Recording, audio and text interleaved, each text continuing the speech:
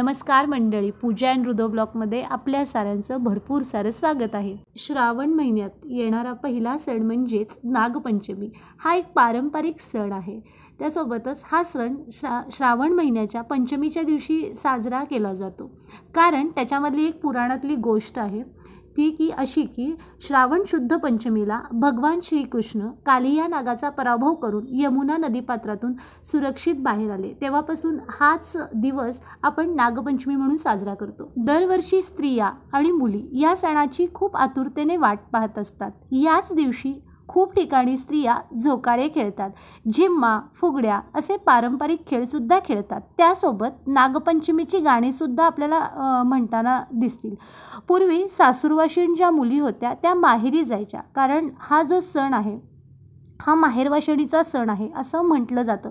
पण आता तसं शक्य होत नाही, कारण आपलं आयुष्य जसं बदलत चाललेलं आहे तसं रूढी परंपरासुद्धा बदलत चाललेली आहे।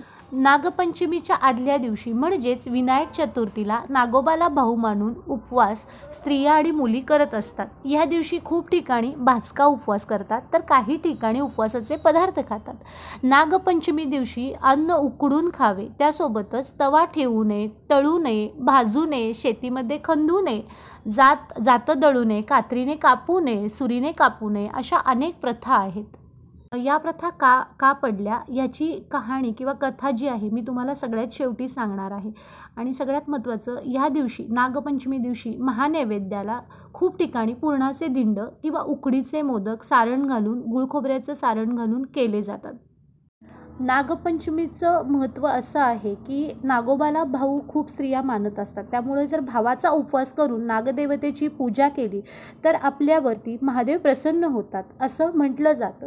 त्यासोबतच नागपंचमी दिवशी नागदेवतेची पूजा केल्याने सर्व समस्यांपासून आपल्या कुटुंबाचं रक्षणसुद्धा होतं असंही म्हटलं जातं। खेडोपाडी वारुळाची पूजा केली जाते, पण शहरात तसं होत नाही, आपण घरीच नागोबाची पूजा करतो। तर चला पूजा कशी मांडायची ते पाहूयात। सगळ्यात महत्त्वाचं म्हणजे ही जी पूजा आहे ती दुपारी 12च्या आत करून घ्यायची। तुम्ही ही पूजा चौरंग पाटावरती मांडू शकता, मी तर देवघरावरती मांडलेली आहे। तर सगळ्यात महत्त्वाचं वस्त्र हंतरून घ्यायचं आहे, त्याच्यानंतर दिवा प्रज्वलित करायचा आहे। इथं तुम्हाला पाठीवरती नाग, नागिन आणि त्याची 2 पिल्लं अशी दिसत असतील, ही तुम्ही तांदळाच्या साहाय्याने पण काढू शकता, मी पाठीवर काढलेली आहेत। त्याच्यानंतर गणपती पूजन पहिल्यांदा करून घ्यायचं आहे। इकडच्या साईडला खाऊचं पान दिसत असेल, खाऊच्या पानावर छोटी मी सुपारी ठेवलेली आहे, त्यालाच मी गणपती मानलेला आहे। त्याचा अभिषेक करून घ्या। त्याच्यानंतर हळद कुंकू व्हायचं आहे, त्याला लाल फूल, गेजा वस्त्र, अक्षदा, त्याच्यानंतर दुर्वाची जुडी, आघाडा असं मी घातलेलं आहे त्याच्यावरती।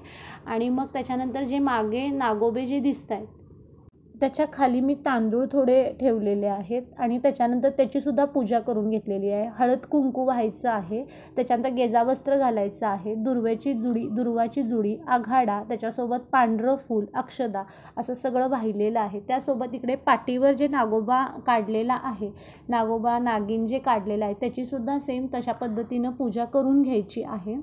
आणि मग लाह्या थोड्या वाहिलेल्या आहेत। आता दुधाचा नैवेद्य तुम्हाला दिसत असेल पुढे, दूध, त्याच्यानंतर लाह्या, फुटाणे, तंबिटाचा लाडू असं सगळं नैवेद्य दाखवलेलं आहे शेवटी।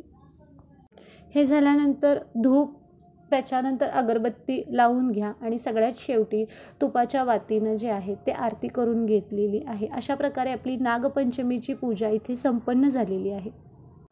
आता सगळ्यात शेवटी मी मगाशी तुम्हाला म्हटल्यासारखं नागपंचमीची कहाणी सांगणार आहे। आटपाट नगरामध्ये एक शेतकरी राहत होता। त्याच्या शेतामध्ये एक नागाचं वारूळ होतं। श्रावण मासातील नागपंचमीचा दिवस होता। नेहमीप्रमाणे शेतकरी आपला नांगर घेऊन शेतात गेला। नांगरता काय झालं, वारुळात जी नागांची नागकुळं होती त्यांना नांगराचा फाळ लागला, त्यामुळे ती दुर्दैवाने लवकरच मेली। काही वेळाने तेथे नागिन आली व आपलं वारूळ पाहू लागली। तो तिथं वारूळ नाही, पिलंही नाहीत, इकडं तिकडं पाहू लागली। तिला रक्ताने नांगर भरलेला दिसला। तसं तिच्या मनात आलं, यांच्या नांगरांनी माझी पिल्लं मेली। तो राग तिने मनात ठेवला आणि शेतकऱ्याचा निर्वंश करावा असे तिने मनात आणलं। फोपावत ती शेतकऱ्याच्या घरी गेली। मुलाबाळांना, लेकी सुनांना, शेतकऱ्याला व त्याच्या बायकोला तिने दंश केला। ती सर्वजण मरून पडलीत। पुढं तिला असं समजलं की या शेतकऱ्याची मुलगी परगावी दिलेली आहे, तिला दंश करावा म्हणून निघाली. ज्या गावी मुलगी होती त्या गावी आली. तो त्या मुलीने पाटावर नाग-नागिन 9 नागकुळं काढली होती. त्याची पूजा केली, डोळे मिटून प्रार्थना केली. तोच ही नागिन तिथे पोचली. पूजा पाहून संतुष्ट झाली. दूध पिऊन समाधान पावली. चंदनात आनंदात लोळली. इकडे मात्र हिची प्रार्थना डोळे मिटून चाललीच होती. इतक्यात नागिन उभी राहिली. तिला म्हणू लागली, बाई तू कोण आहेस? तुझे आईबाप कुठे आहेत? हे ऐकल्यावर तिने डोळे उघडले. पाहते तर काय, प्रत्यक्ष नागिन दृष्टीस पडली. मुलगी घाबरून गेली. नागिन म्हणाली, घाबरू नको, मी विचारलेल्या प्रश्नांची उत्तरं दे. त्या मुलीने सर्व झालेली हकीकत त्या नागिणीला सांगितली. हे ऐकून नागिणीला फारच वाईट वाटले. ती मनात म्हणाली, ही आपल्याला इतकी भक्तीने पूजते आहे, आपलं व्रत पाळते आहे आणि हिच्या बापाचा निर्वंश करण्याचा मनात आणले आहे, हे चांगलं नव्हे. असं म्हणून नागिणीने तिला तिच्या बाबांची सर्व हकीकत सांगितली. ती ऐकून तिला फार वाईट वाटलं, दुःख झालं. तिने आईबापाला जिवंत होण्याचा उपाय नागिणीला विचारला. नागिणीने तिला अमृत दिले. ते अमृत घेऊन ती त्याच पावली माहेराला आली. सगळ्या माणसांच्या तोंडात अमृत घातलं. ही सगळी माणसं जिवंत झाली आणि सगळ्यांना आनंद झाला. मुलीनं बापाला घडलेली सगळी हकीकत सांगितली. तेव्हा बापाने विचारलं, हे व्रत कसं करावं? तेव्हा व्रताचा सगळा विधी मुलीने त्यांना सांगितला आणि शेवटी म्हणाली, इतकं नाही पाळता आलं तरी नागपंचमीच्या दिवशी जमीन खणू नये, भाज्या चिरू नयेत, नागोबाला नमस्कार करावा, नागोबाची पूजा करावी, त्याला छानसा असा नैवेद्य दाखवावा. तेव्हापासूनच शेतकरी नागपंचमी पाळू लागला. तेव्हापासून त्याने नागपंचमीचे व्रतसुद्धा सुरू केले. जशी नागिण तिला प्रसन्न झाली तशी तुम्हा आम्हा हो, ही 60 उत्तराची कहाणी 5 उत्तरी सुफळ संपूर्ण.